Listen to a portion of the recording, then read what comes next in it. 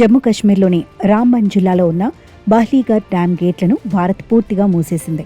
సరిహద్దుల్లో పాక్ ప్రేరేపిత ఉగ్రవాదాన్ని నిరసిస్తూ భారత ప్రభుత్వం సింధు జలాల ఒప్పందం అమలును తాత్కాలికంగా నిలిపివేస్తూ తీసుకున్న నిర్ణయంలో భాగంగానే ఈ చర్యలు కొనసాగుతున్నాయి.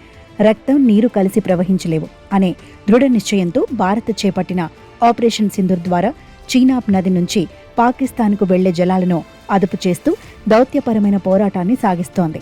చీనాబ్ నదిపై ఉన్న ఈ కీలకమైన డ్యామ్ గేట్లో మూతపడటంతో దిగువన ఉన్న పాక్ పంజాబ్ ప్రావిన్స్లో వ్యవసాయం, సాగునీటి వ్యవస్థ తీవ్ర సంక్షోభంలో పడింది.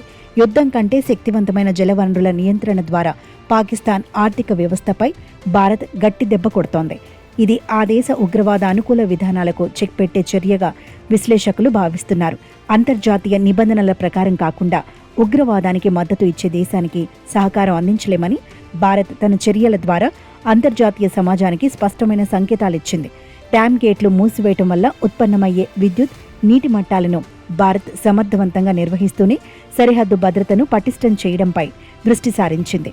పాకిస్తాన్ దీనిని తీవ్రంగా వ్యతిరేకిస్తున్నప్పటికీ ఉగ్రవాదం పూర్తిగా అంతమయ్యే వరకు తమ వైఖరిలో మార్పు ఉండదని భారత ప్రభుత్వం ఇప్పటికే స్పష్టం చేసింది.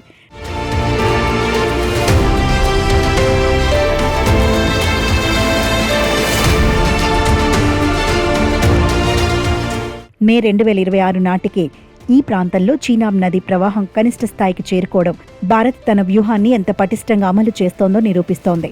ఒక శత్రు దేశానికి వ్యూహాత్మక జలగండం సృష్టించడం ద్వారా సరిహద్దు శాంతిని పునరుద్ధరించడమే ఈ భారీ ఆపరేషన్ అంతిమ లక్ష్యం. మొత్తానికి బగ్లిహార్ డ్యామ్ గేట్ల మూసివేత అనేది కేవలం సాంకేతిక అంశం మాత్రమే కాదు, ఇది భారత సార్వభౌమాధికారం, భద్రతకు సంబంధించిన ఒక శక్తివంతమైన రక్షణ కవచంగా మారింది.